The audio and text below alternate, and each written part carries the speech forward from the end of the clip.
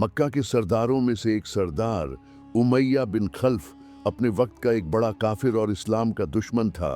उसे ये खबर मिली कि उसका एक गुलाम जो पहले बुतों की पूजा करता था अब एक नए मजहब को अपना चुका है।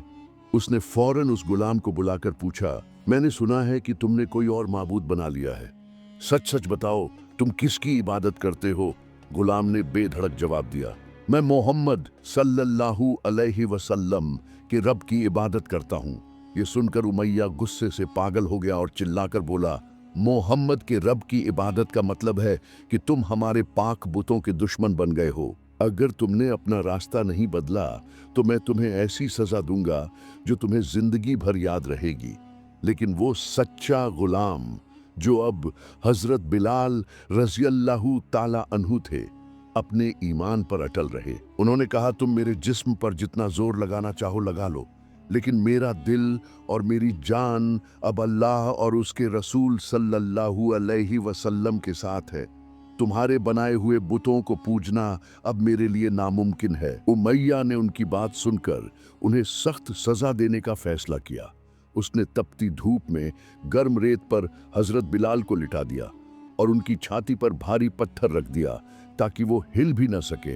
हर बार वो चिल्लाकर कहता, मोहम्मद के रब को छोड़ दो, लेकिन हजरत बिलाल की जुबान से सिर्फ अहद अहद ही निकलता। उमैया ने उन्हें भूखा प्यासा रखा और मक्के के लड़कों को बुलाकर उनसे हजरत बिलाल को बुरी तरह मारने को कहा।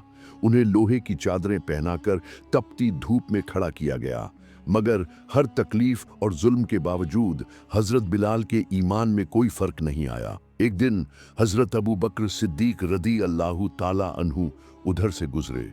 उन्होंने हजरत बिलाल को इस हालत में देखा तो उमैया से कहा, इस मजलूम पर इतने जुल्म करना इंसानियत के खिलाफ है, इसे छोड़ दो। उमैया ने जवाब दिया, अगर तुम्हें इससे इतनी हमदर्दी है तो इसे खरीद लो। हजरत अबू बकर सिद्दीक रदी अल्लाहु ताला अन्हु फौरन तैयार हो गए। उमैया ने एक बड़े दाम की मांग करते हुए कहा, इसके बदले अपना एक गुलाम और 40 चांदी के सिक्के दो। हजरत अबू बकर ने खुशी से ये मांग पूरी कर दी और हजरत बिलाल को आजाद कर दिया। इसके बाद हजरत अबू बकर सिद्दीक रजी अल्लाहु ताला अन्हु हजरत बिलाल को लेकर नबी पाक सल्लल्लाहु अलैहि वसल्लम की खिदमत में हाजिर हुए और पूरा वाकया सुनाया। आप सल्लल्लाहु अलैहि वसल्लम बहुत खुश हुए। हजरत बिलाल हबशी रजी अल्लाहु ताला अन्हु इस्लाम के शुरुआती मुसलमानों में से थे।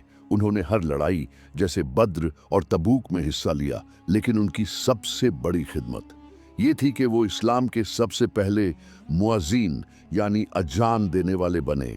उनकी आवाज़ इतनी दिलकश और असरदार थी कि लोग अजान सुनते ही मस्जिद की ओर दौड़ पड़ते। फतह ए मक्का के दिन जब काबे को बुतों से पाक किया गया तो रसूलुल्लाह सल्लल्लाहु अलैहि वसल्लम ने हजरत बिलाल से फरमाया, बिलाल काबे की छत पर खड़े होकर अजान दो। इसके बाद हजरत बिलाल रजी अल्लाहु ताला अन्हु ने अपनी जिंदगी में अजान देने का सिलसिला जारी रखा। लेकिन 11 हिजरी में जब रसूलुल्लाह सल्लल्लाहु अलैहि वसल्लम ने वफात पाई तो हजरत बिलाल गहरे गम में डूब गए। मदीने में रहना उनके लिए मुश्किल हो गया। हजरत बिलाल रजी अल्लाहु ताला अन्हु ने बाद में एक ख्वाब में रसूलुल्लाह सल्लल्लाहु अलैहि वसल्लम को देखा।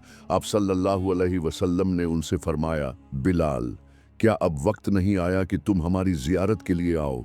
ये ख्वाब देखने के बाद हजरत बिलाल फौरन मदीना पहुंचे और रसूलुल्लाह सल्लल्लाहु अलैहि वसल्लम के रोज़ाए मुबारक पर हाजिर हुए। उनकी फज्र की अजान ने पूरे मदीने में गम और मोहब्बत की एक लहर दौड़ा दी।